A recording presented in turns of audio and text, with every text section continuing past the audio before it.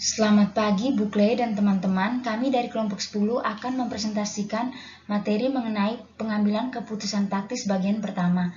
Sebelumnya perkenalkan anggota terlebih dahulu, saya sendiri Valentina Bupu 18094, Stefania Telik 18120, Vincentius Dimas 18121, dan Luisa de Marilac Manggo 18104. Yang pertama itu pengambilan keputusan taktis.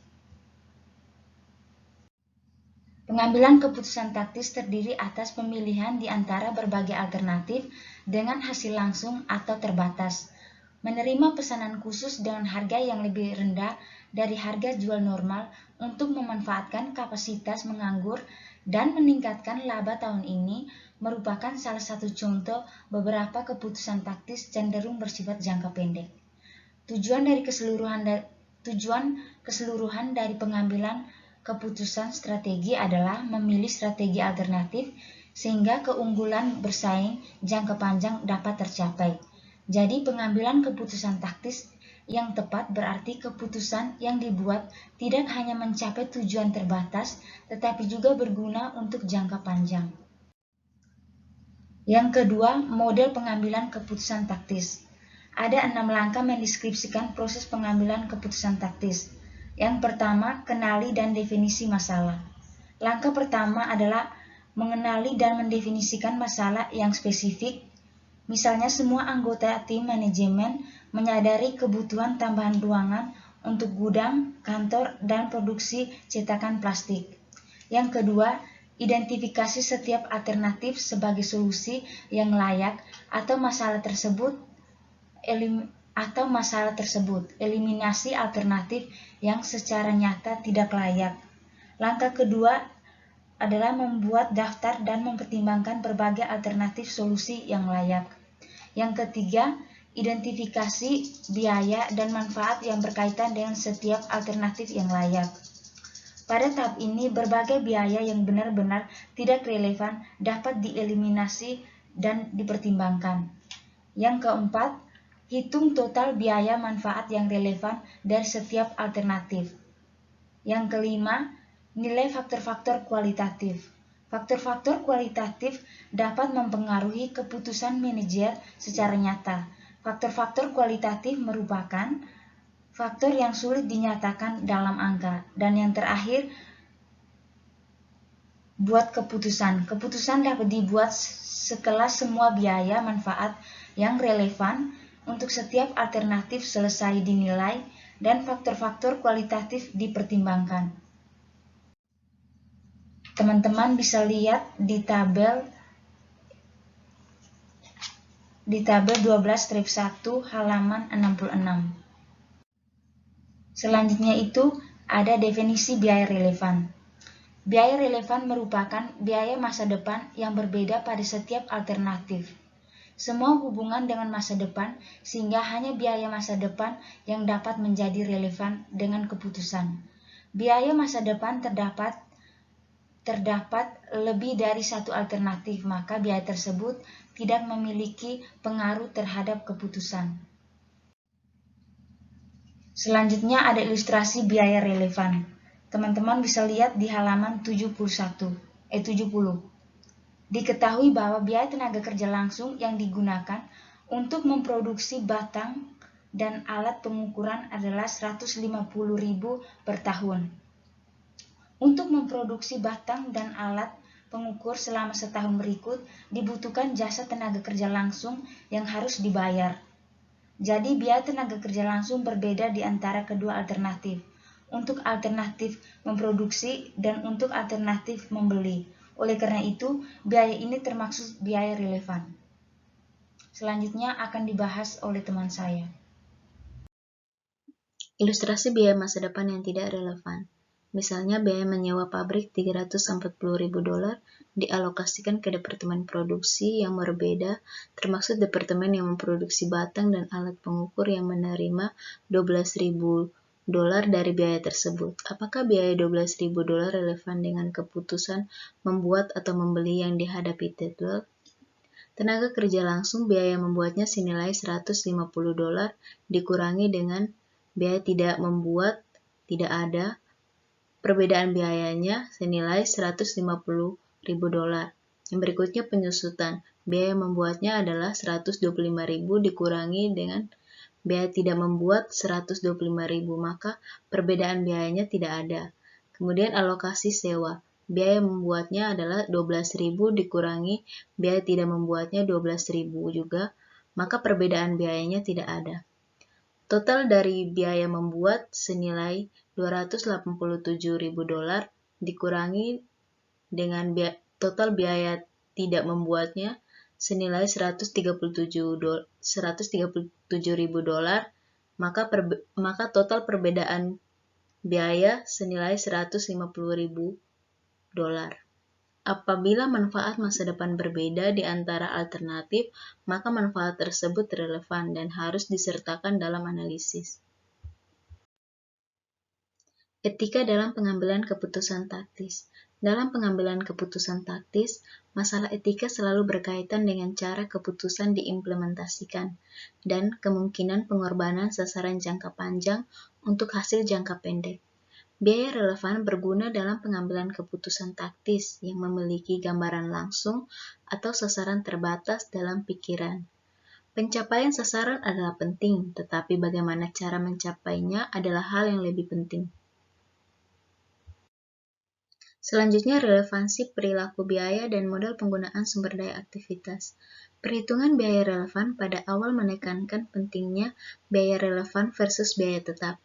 Biaya variabel biasanya relevan, sedangkan biaya tetap tidak.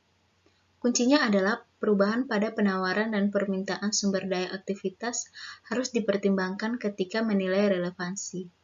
Jika perubahan permintaan dan penawaran sumber daya di antara alternatif menciptakan perubahan pengeluaran atau belanja sumber daya, maka perubahan belanja sumber daya merupakan biaya relevan yang harus digunakan untuk menilai keunggulan relatif dari kedua alternatif.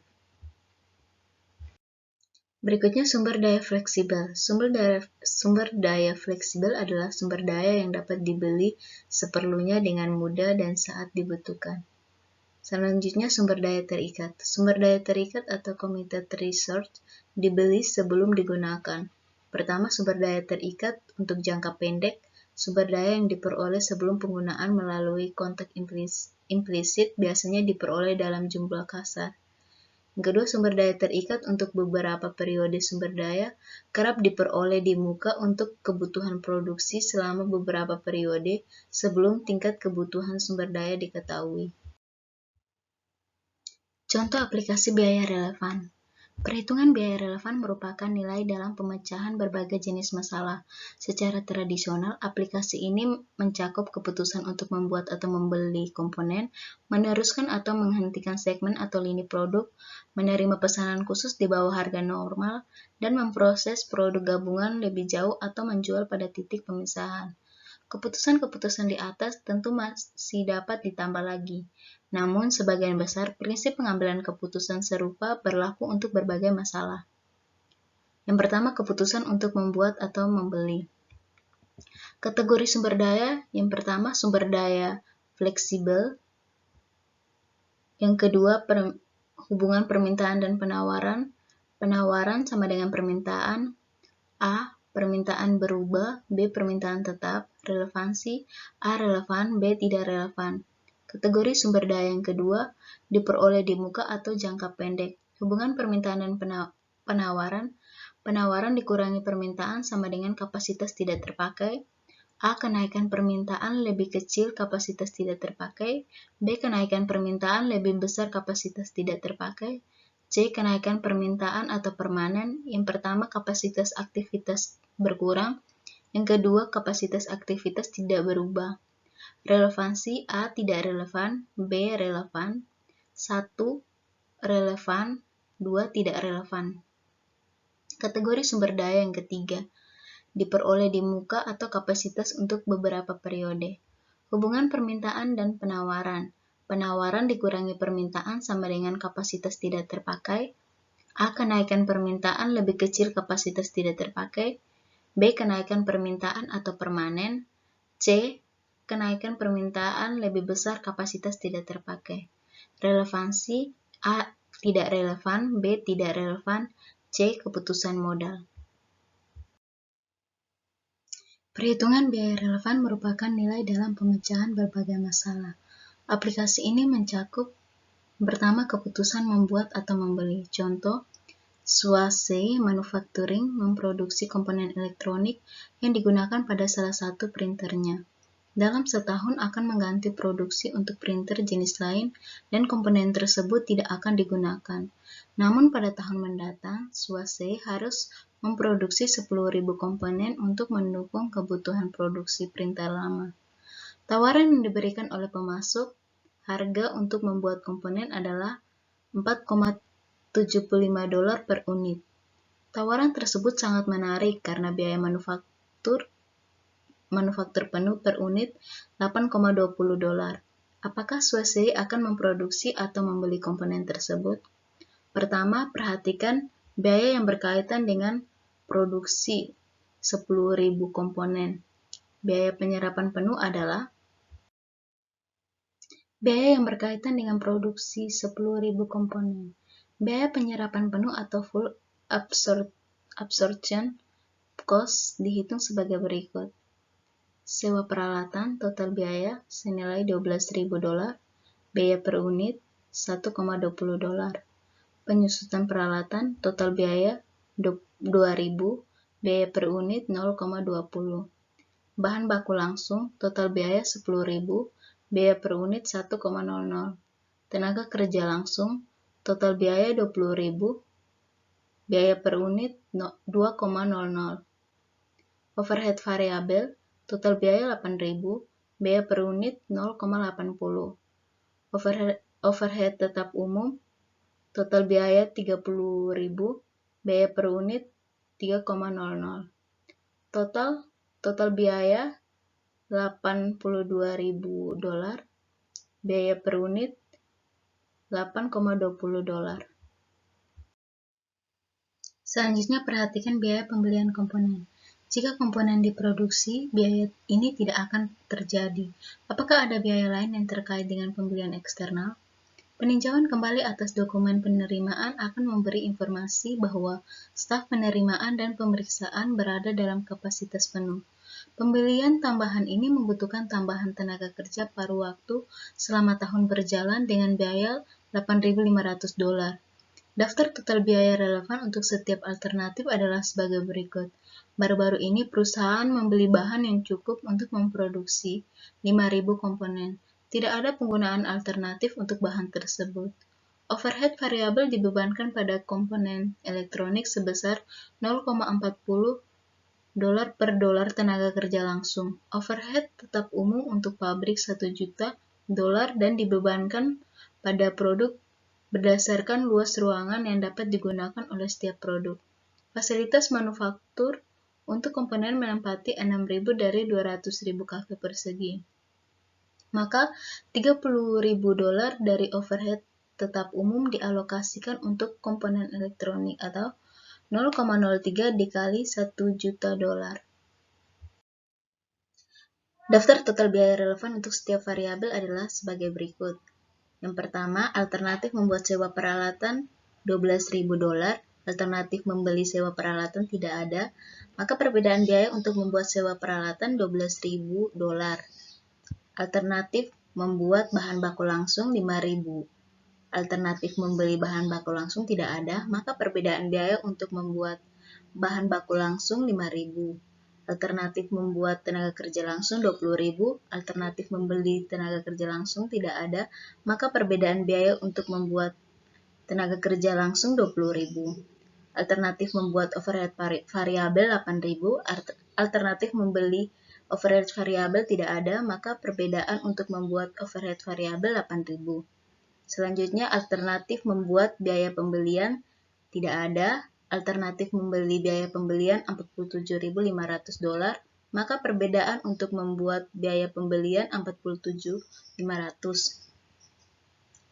Berikutnya alternatif membuat tenaga kerja paruh waktu tidak ada, alternatif membeli tenaga kerja paruh waktu $8.500, maka perbedaan untuk membuat tenaga kerja paruh waktu $8.500. Jadi total alternatif membuat adalah $45.000, alternatif membeli $56.000, dan perbedaan biaya untuk membuat $11.000. Baik, berikutnya saya akan meneruskan presentasi dari teman saya. Di sini ada keputusan meneruskan atau menghentikan. Seorang manajer harus memutuskan apakah suatu segmen seperti lini produk harus dipertahankan atau dihapus. Karena laporan segmen yang disusun atas dasar perhitungan biaya variabel menyediakan informasi yang berharga bagi keputusan meneruskan atau menghentikan. Baik, berikutnya itu ada sebuah ilustrasi di mana sebuah perusahaan yang memproduksi balok beton, bata, dan genteng akan digunakan sebagai ilustrasi. Pengontrol perusahaan telah menyusun estimasi laporan laba rugi sebagai untuk tahun 2008 dalam bentuk ribuan dolar. Jadi pada slide PPT terdapat 5 kolom, di mana pada kolom pertama itu ada keterangan, kemudian di kolom kedua ada balok, kolom ketiga ada bata, dan kolom keempat ada genteng, dan kolom kelima itu adalah totalnya. Di mana untuk penjualan balok sebesar $500, penjualan untuk bata sebesar $800, untuk genteng $150. Jadi ditotalin keseluruhannya ialah $1.450. Di mana penjualan tersebut akan dikurangi dengan beban variabel. Pada balok beban variabelnya sebesar 250, untuk bata sebesar 480, untuk genteng sebesar 140, maka totalnya itu sebesar $870. Kemudian hasil dari pengurangan tersebut disebut sebagai margin kontribusi, di mana margin kontribusi untuk balok sebesar $250, untuk bata $320, untuk genteng $10, dan untuk total keseluruhannya sebesar $580. Kemudian hasil margin kontribusi tersebut akan dikurangi dengan beban tetap langsung, di mana beban tetap langsung itu terdiri dari iklan, gaji, penyusutan, di mana beban iklan pada balok sebesar $10, untuk bata $10, untuk genteng $10. Jadi totalnya adalah $30.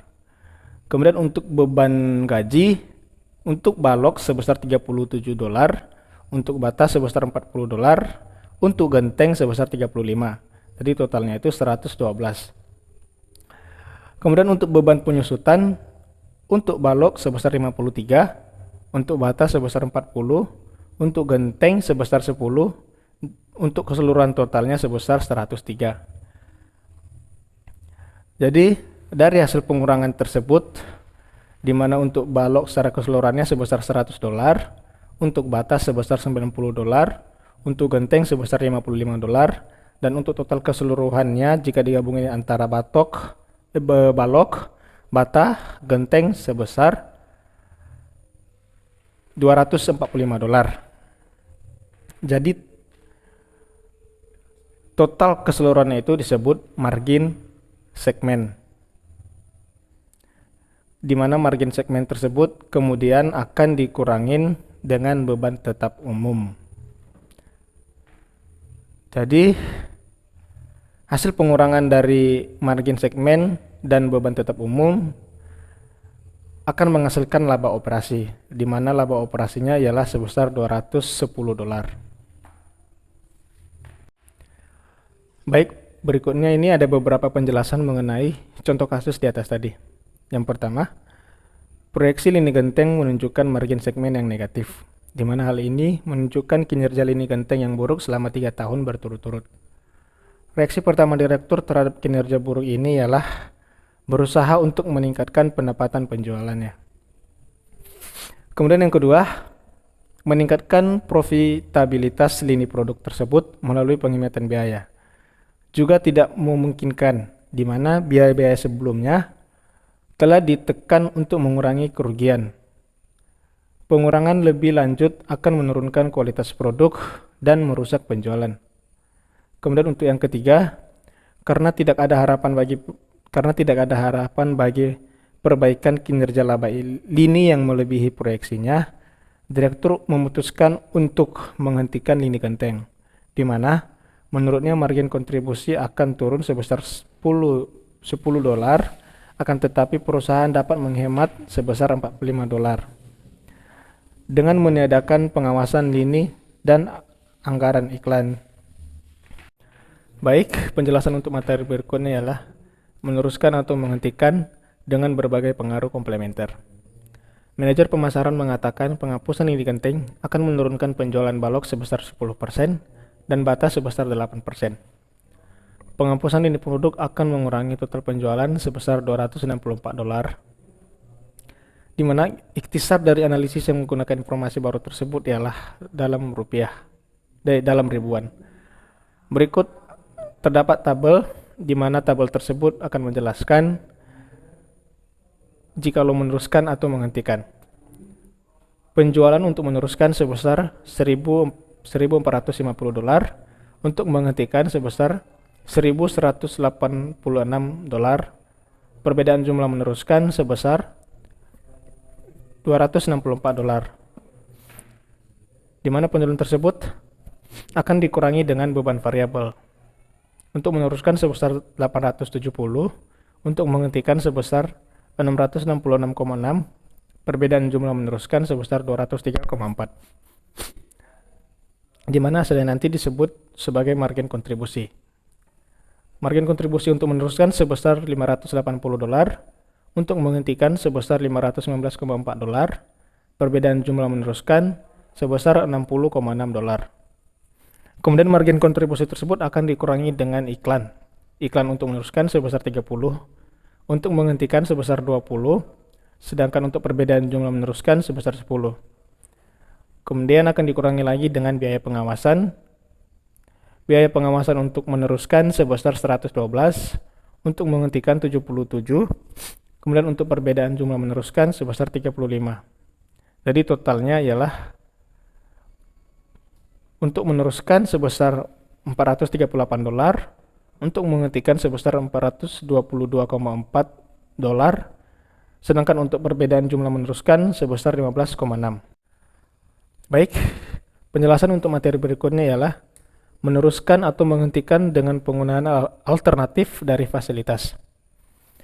Tanggapan pengawas produksi agak berbeda, di mana ia setuju bahwa produksi genteng harus dihentikan, tetapi menyarankan menggantinya dengan produksi tegel, di mana estimasi laporan keuangan untuk tegel adalah sebagai berikut.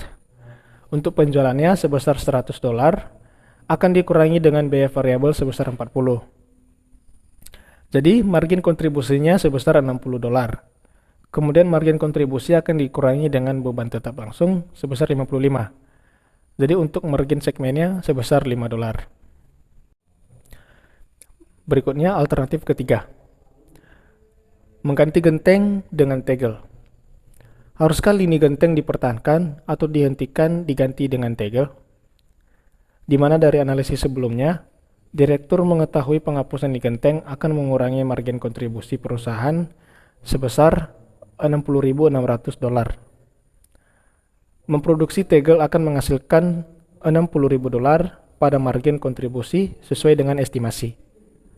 Menghapus lini genteng dan menggantikannya dengan tegel akan menyebabkan penurunan bersih sebesar $600 pada total margin kontribusi.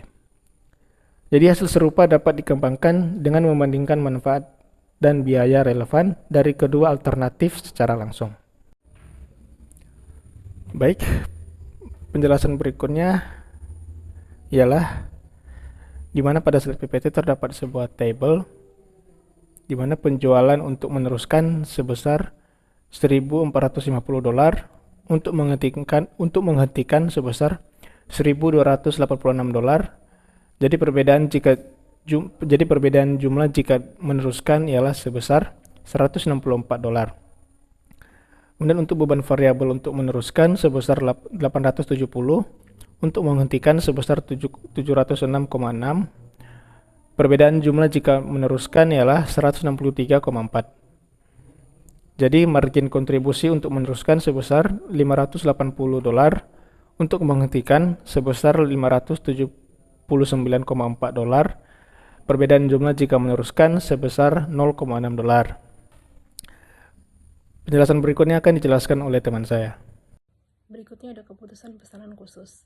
Harga penawaran dapat berbeda untuk pelanggan dari pasar yang sama, dan perusahaan sering mendapat kesempatan untuk mempertimbangkan pesanan khusus dari calon pelanggan dalam pasar yang dilayani dengan cara yang tidak biasa.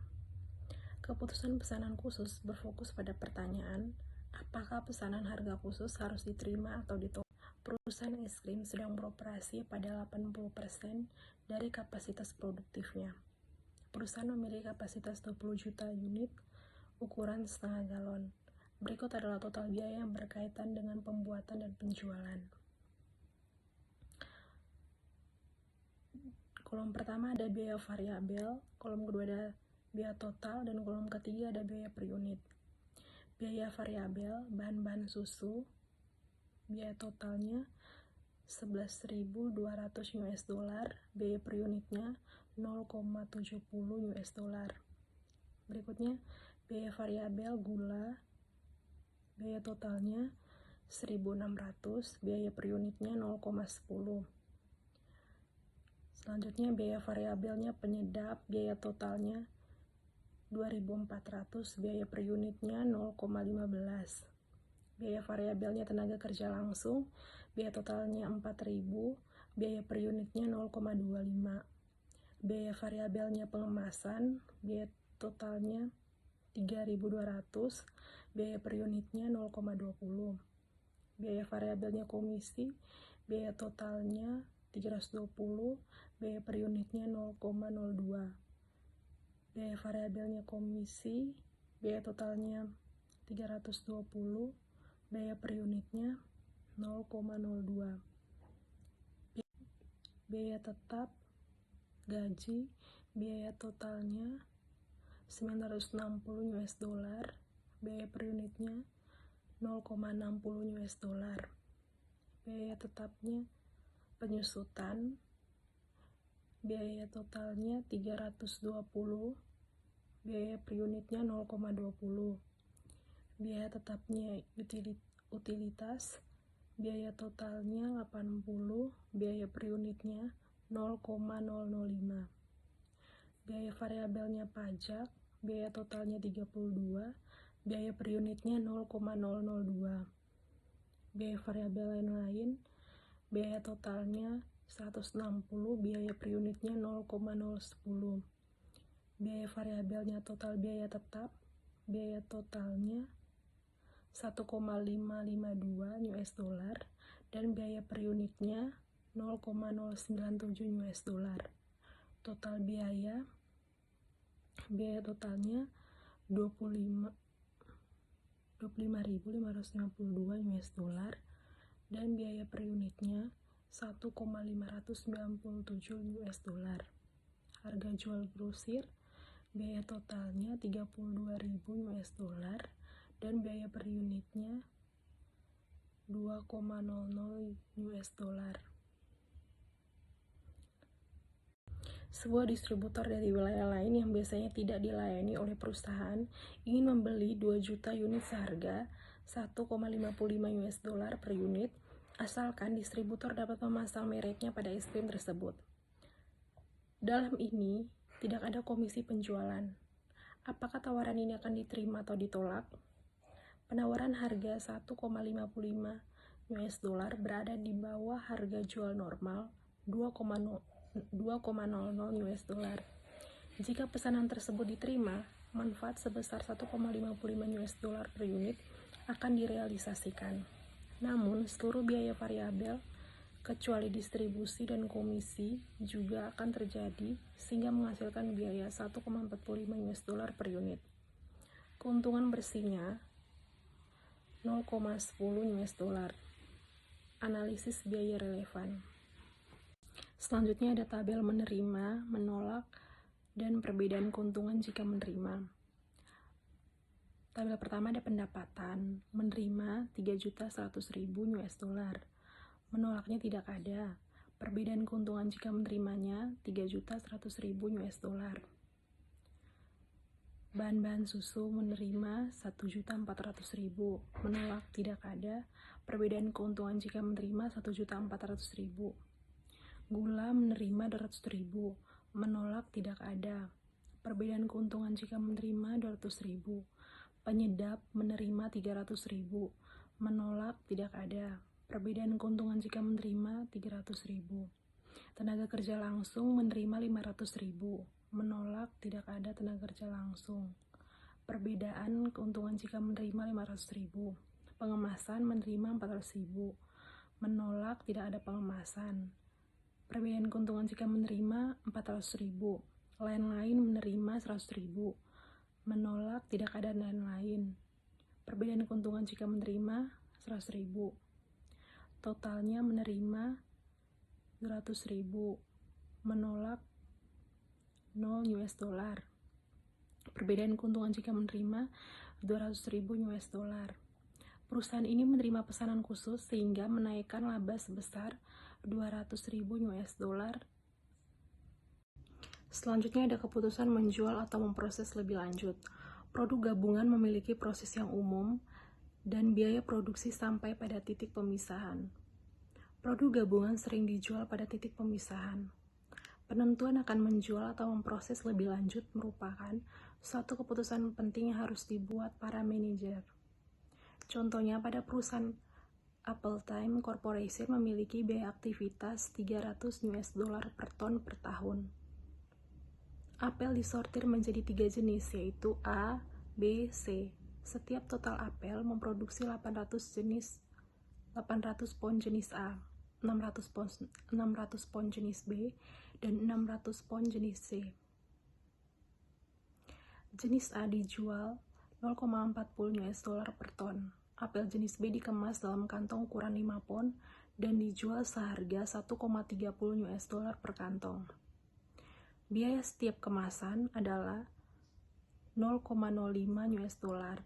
Apel C dijual dalam kaleng ukuran 16 ons seharga 0,75 US dollar per kaleng.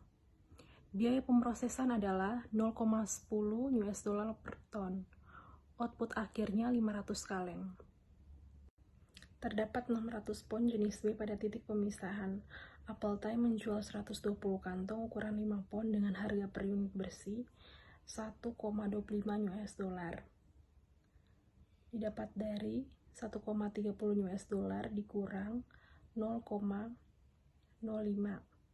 Total pendapatan bersih pada titik pemisahan adalah 150 US dollar. Didapat dari 1,25 US dollar dikali 120. Jika apel diproses menjadi isi pie apel, maka total pendapatan adalah 450 US dollar didapat dari 90 US dollar dikali 500. Tambahan pendapatan dari proses lanjut adalah 300 US dollar didapat dari 450 US dollar dikurang 150 US dollar. Biaya tambahan pemrosesan 120 US dollar didapat dari 0,20 US dollar dikali 600 pon. Karena pendapatan nil 300 US dollar dan biaya hanya naik 120 US dollar. Manfaat bersih dari pemrosesan lebih lanjut 180 US dollar. Dengan demikian, Appletime harus memproses jenis B menjadi isi pasi apel. Nah, teman-teman bisa lihat tabel yang sudah